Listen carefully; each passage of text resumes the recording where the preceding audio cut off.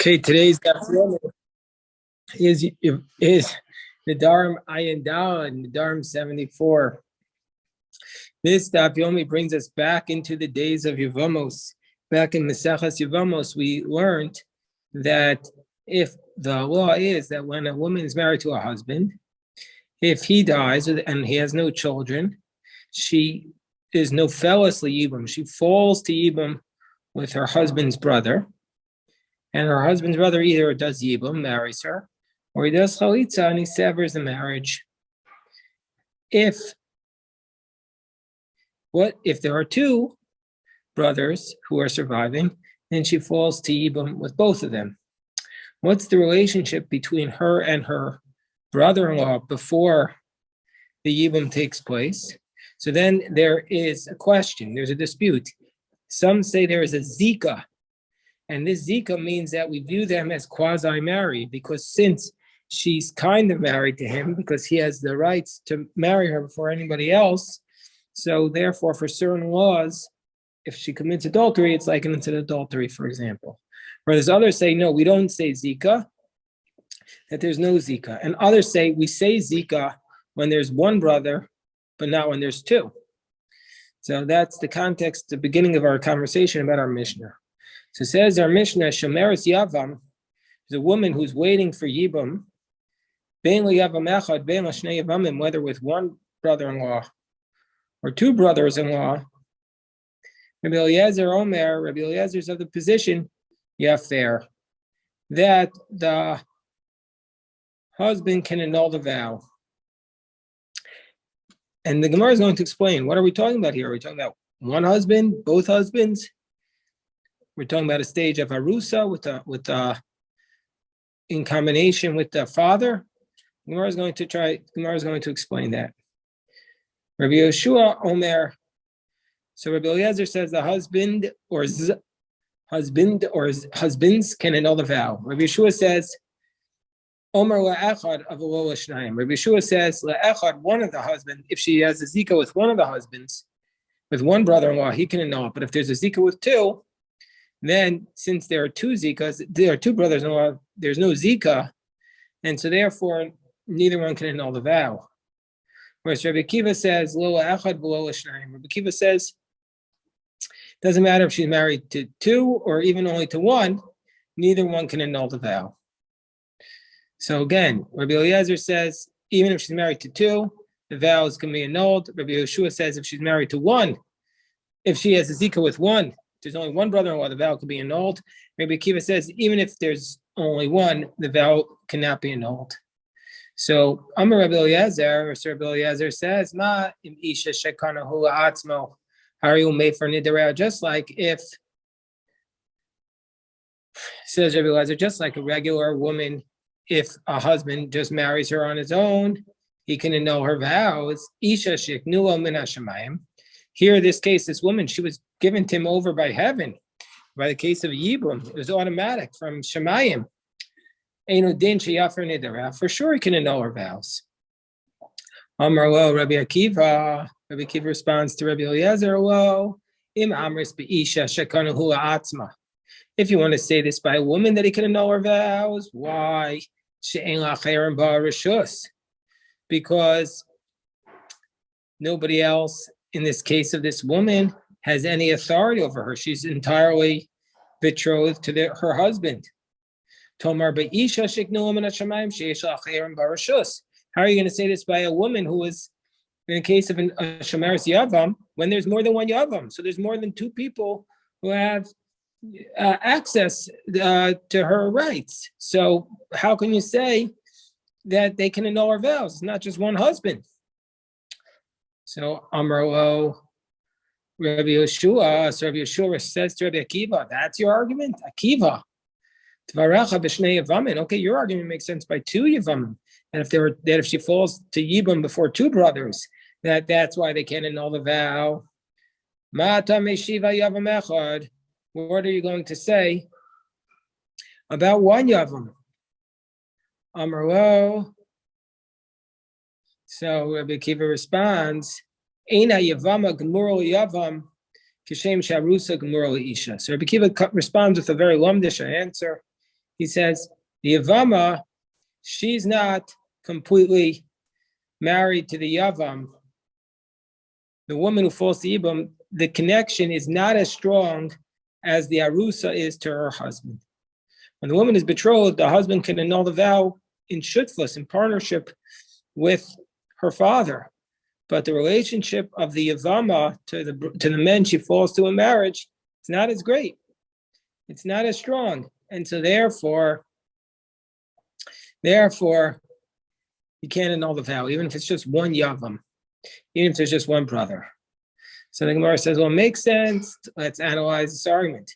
Bishlama Rabbi Akiva Savar. Makes sense to say, what does Rabbi Akiva hold? Ein Zika. Makes sense to say, what's Rabbi Akiva holding? That there's no Zika. There's not a strong relationship. When the woman falls in Yibum to her brother-in-law, there's no real legal teeth to that. The Rabbi Yeshua Savar Yesh Zika. Whereas Rabbi Yeshua says there's a Zika.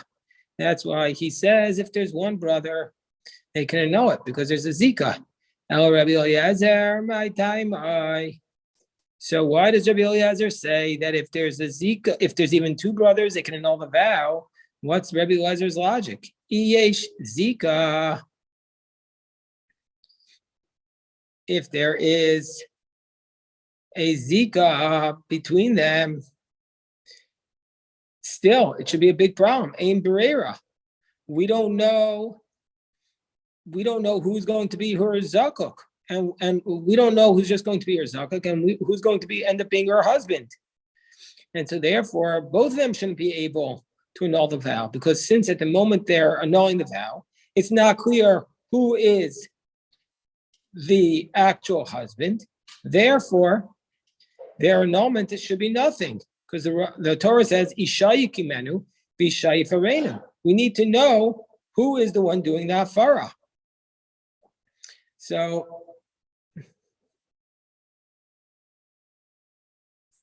therefore, how could the revocation of the vows work under these circumstances? So the Gemara responds, Amar Rabbi Ami Kigon Sha'asa B'Maimer. So what we're talking about a case is where one of the brothers did Maimer. Maimer is, Yibum takes place with Bia, with consummation through the intercourse, but there are other ways of effectuating a marriage in general, kasef or shtar, money or a contract. So it's a dispute between Beis Shammai and Beis Hillel whether or not if the brother-in-law consummates the marriage through money or contract, whether or not it's acceptable. Beis Shammai says that's called Maimer. Beis Shammai say Maimer is a valid way, and Beis Hillel says it's not. So Rabbi Ami says, "Kigon shenasa b'Maimer." He did Maimer. One of the brothers did Maimer, and so therefore he consummated the marriage in this way that's good according to Beis Shammai, but not according to Beis Hillel. And Rabbi Eliezer Savar Beis Shammai Maimer Kona Kinyan Gamor. So he says that Maimer is effective, and so therefore, since Maimer is effective, it's a valid. It's like he married her, and so therefore, he would have to divorce her with a get, and not with chalitza. And for this reason, the Maimer by itself, he's going to able to annul her vows. So the Gemara says, Rabbi Yeshua respond and say, Hani Mili, when do we say Maimer is effective? When do we say Maimer is effective? When it is one Yavam. When there's one Yavam. But in a circumstance where there are. So Rabbi Yeshua says, even though there is Maimer, when do we say Maimer works? When there is only one brother. But if there's two brothers, then we're not going to say that Maimer works. And therefore, the revocation of the vow isn't going to work. Why? Because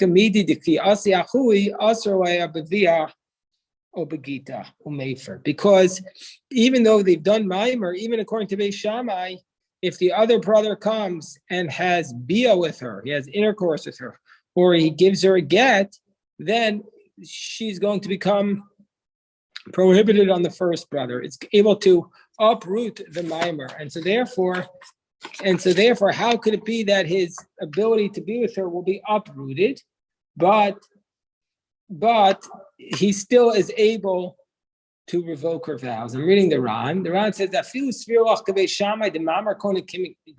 you hold like Beis Shammai, that mamar is affected. Nevertheless, the other brother, the second brother, could come and prohibit her with either a get or with intercourse. Because that's what we find in Yevamos, according to Rabbi Shimon Gamliel, who says Maimer Kona Kinyan Gamor. Nevertheless, it's possible that the brother can still prohibit her on the Yavam with a get or with Bia. And so since that's the case, she's not really considered like a full wife. And she's worse than that. And so therefore, he wouldn't be able to revoke the vows. So the Gemara says, Rabbi Akiva Savar ain't Zika. Rabbi Akiva must be in the position that there is no such thing as Zika. So the Gemara says, Rabbi Eliezer, the Amar, Maimar Labei Shammai, Ein Kona Ella Livchos Bitsara, Michael Maimer. But according to Rabbi Eliezer, who says,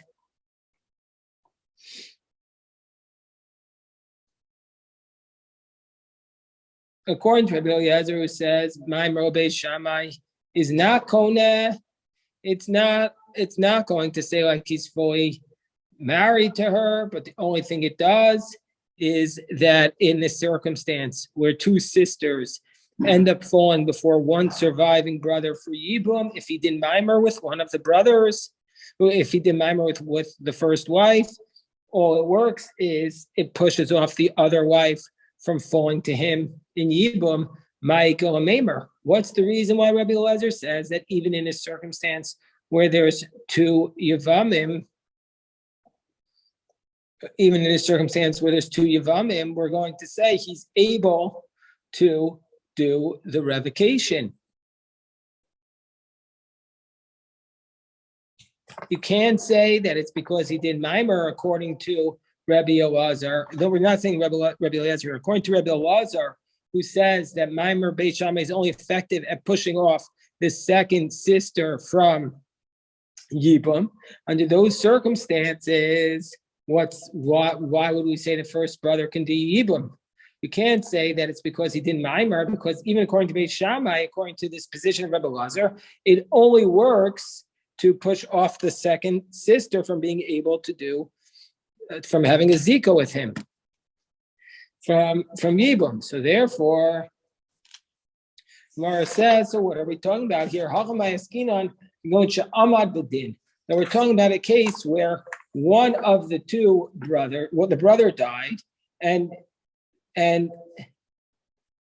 so therefore one of the two brothers was brought to court by the woman, and the court said, presumably to the older brother, you have to do yibum or chalitza, and then he ran away. So since he was obligated by the court, the court says you have to do yibum or chalitza with her, and so therefore the court said it's your responsibility to support her. And so since it's your responsibility to support her, you could revoke her vows.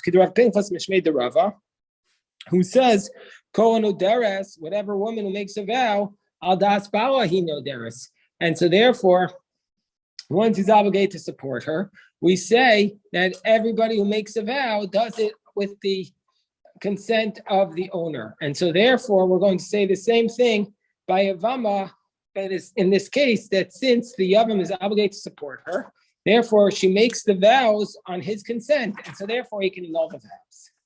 So therefore, the Gemara says, Tanan, we learned in the Mishnah on the top of 74b, Amar Rabbi Eliezer, Umam Isha Shekano Atzmo Harei Umefer Nedarim. Just like a woman who is married, a husband who marries a woman on his own, he can annul her vows. Isha Sheiknu Min Hashemayim Eino Din Shemei for Nedarim. A woman who is given over to him by Shemayim, by heaven, through the Yibum relationship, for sure, he can annul her vows. And so this is what Rabbi Eliezer said in our Mishnah. So the Gemara says, well, according to Rabbi Ami's approach, who says that what's the reason why the one brother can do Hafara, can revoke the vows, is because that there was a mimer situation, the Ibish Asaba mimer, if we're talking about a case here where the brother who survived did Maimer, where one of the surviving brothers did Maimer with her, then how are we calling it Hiknu Omen Hashemayim? So if that's the case, Kanu La'atzmo, Husha Kanu La'atzmo Al Yidei Shemayim. Why would we say in this case, Isha Hiknu Omen Hashemayim? Why do we say, if it's a case where he does Maimer, how can we say that this is Hiknu Omen Hashemayim? This is Kanu La'atzmahu. He's done this on his own by doing the Maimer. So the Gemara says, Kanu La'atzmo Al Yidei Shemayim. Now this is what Rabbi Yamim was saying. When Rabbi Eliezer says that Hiknu Omen Hashemayim, he means Shekano La'atzmo Al Yidei Shemayim, that he did this action where Maimer, because she was given over to him by heaven. So that's the answer. So the Gemara says, well, if that's the case, we should be able to answer a question that Rabbah has about the law of Maimer in general. Tiv showed we should learn from Rabbi Eliezer in our Mishnah that which Debai Rabbah, that which Rabbah asked, which I'm sure you'll remember from Yevamos Daf Chavtes. Back in Yevamos 29b, Rabbah asked this question. What did Rabbah ask? So according to Beis Shammai, who says that Maimer is Kona, is by Yevama, biblically speaking, well, if that's the case, Maimer Beis Shammai, Erusin Oseh, Onisuin Oseh. According to Beis Shammai, is Maimer the equivalent of Erusin, of betrothal, and therefore we still require chuppah in order to be fully married, or Nisuin Oseh, or does it make it like full marriage? And so therefore, even if there's no chuppah, she's like his total wife. She's like his complete wife.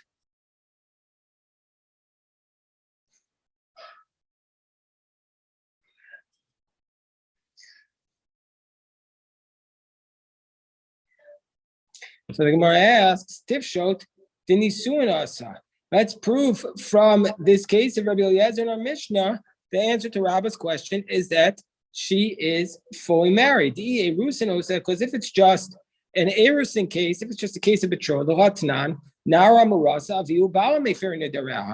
it says that about an Nara Murasa, betrothed girl, he and her father must annul the vow together. And here it makes it sound like our Mishnah, he's able to annul it on his own. So doesn't that prove that Maimer is like Nisuin and not like Erusin? So the Gemara says, no,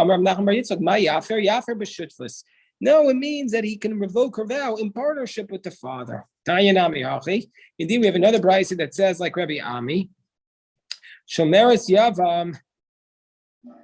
So the Rabbi Ami taught, Shomeres Yavam, Bein Yavam Echad, Bein Shnei Yavamim. So what's a Shomeres Yavam? A Shomeres Yavam, says Rabbi Ami, we have a brayso that supports Rabbi Ami, because again, what does Rabbi Ami say? We're talking about a case of Maimer. That's who explains Rabbi Eliezer.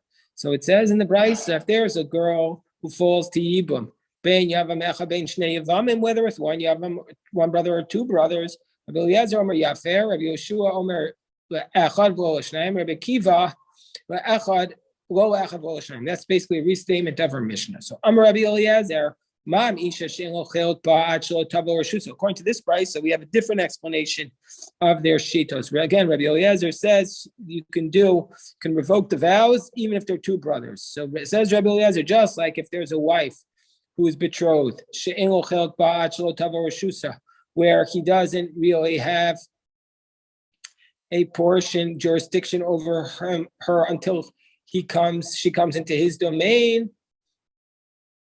Nevertheless, Misha Bas or Shuso Nigmaralo, when she's betrothed to him and she comes into his domain, he has the right to annul her vows in partnership with the father. Isha she'ishlo chilek ad shelo tavo reshuso, a woman who he has a zika with her. He has a connection with her even before she comes into his domain.